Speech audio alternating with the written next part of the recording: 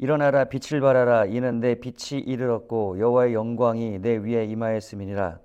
보라 어둠이 땅을 덮을 것이며 캄캄함이 만민을 가리려니와 오직 여호와께서 내 위에 임하실 것이며 그의 영광이 내 위에 나타나리니 나라들은 내 빛으로 왕들은 빛은 내 광명으로 나오리라. 이사야서의 유명한 이사야를 통한 그 예언의 말씀인데요. 일어나라 빛을 발하라 이런 내 빛이 이르렀고 영광이 하나님 여호와 영광이 내 위에 임하였다. 하나님의 영광의 그 빛이 그 사람에게 하나님의 사람들에게 하나님의 백성들에게 임하였다. 그러나 반대로 보라 어둠이 땅을 덮을 것이며 캄캄함이 만민을 가리려니와 세상은 더욱더 어두워지고 캄캄해진다는 것입니다. 그러니까 이 이사야 60장의 그 예언은 이 세상은 더욱더 영적으로 어둡고 캄캄한 어둠의 세계로 가지만 반면에 하나님의 영광의 빛도 하나님의 백성들에게 임하여 찬란한 하나님의 영광이 나타난다는 거예요.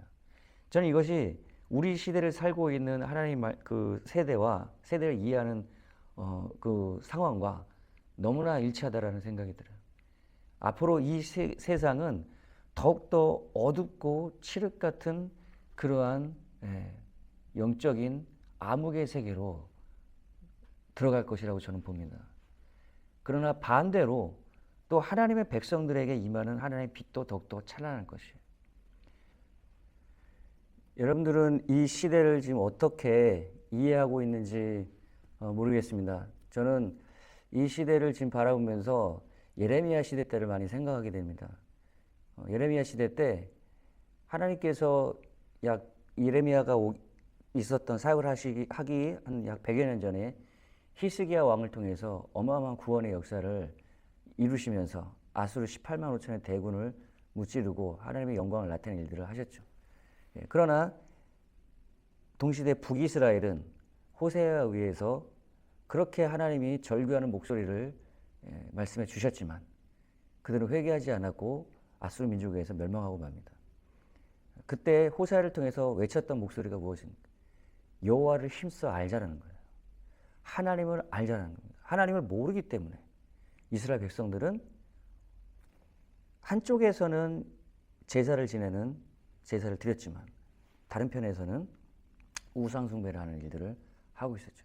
물론 북이스라엘에는 완전히 뿌리 자체가 예루살렘 성전에서 예배를 떠나서 완전히 다른 방식의 제사를 드림으로 그 북이스라엘은 우상의 체제 안에서 하나님이 정한 방식이 아닌 다른 방식으로 제사하는 종교적 전통과 시스템을 가지고 이스라엘 백성들을 여호와가 아닌 다른 하나님으로 우상의 체제를 이끄는 그런 시대였어요.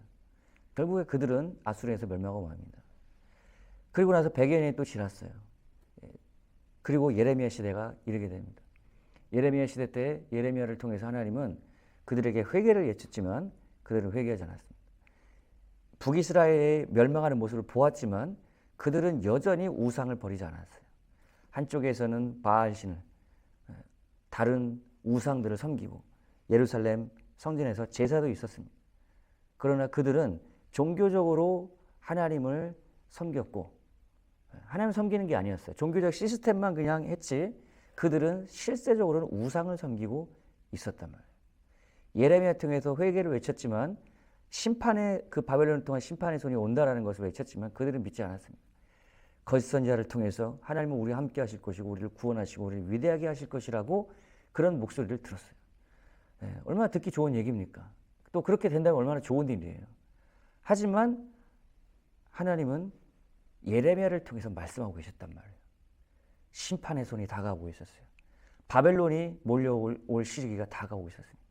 그리고 그들은 결국 예레미야 말대로 멸망했고 예루살렘 성이 완전히 회파되고 예루살렘 성전이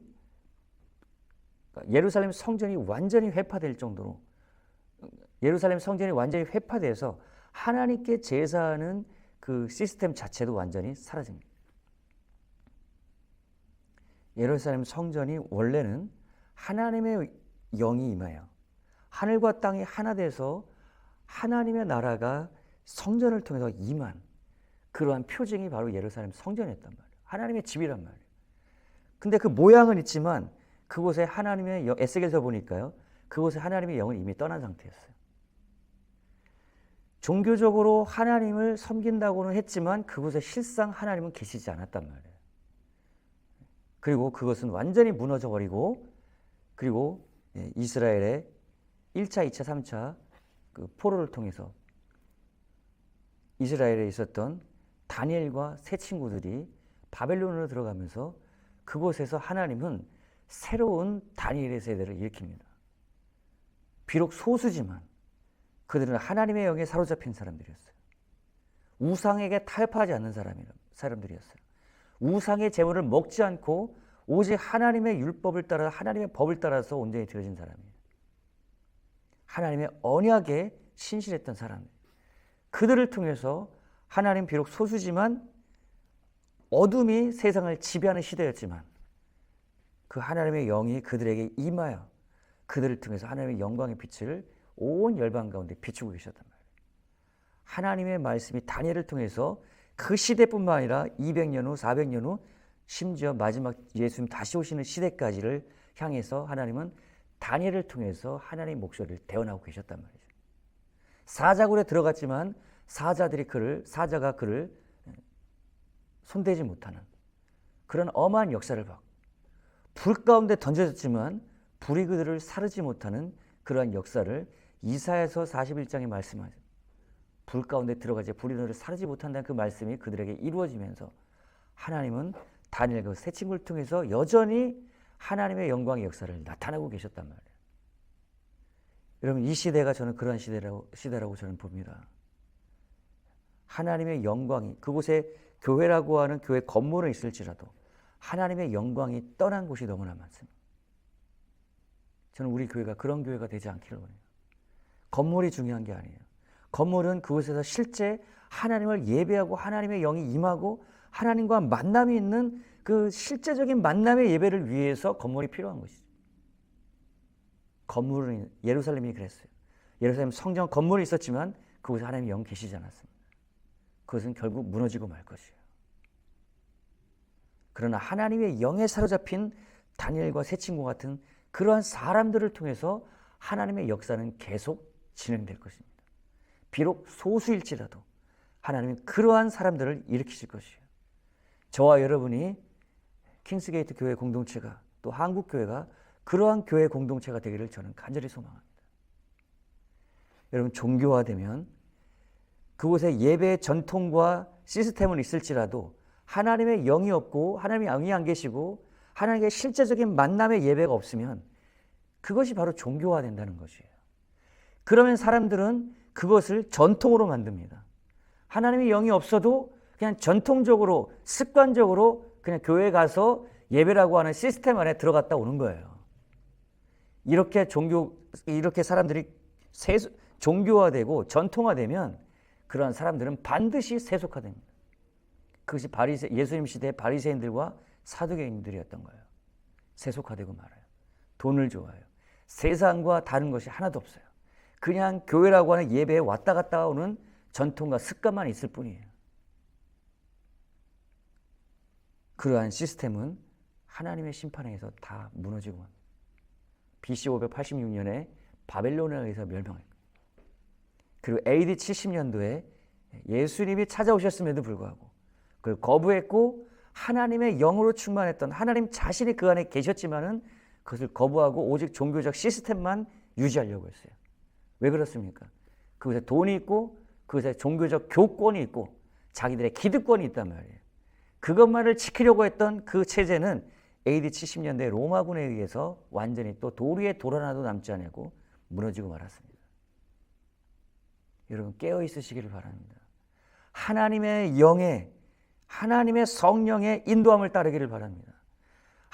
예레미야 같이 여호와의 회의에 하나님과의 실제적인 만남의 회의에 들어가서 그분의 음성을 들으시기를 바랍니다.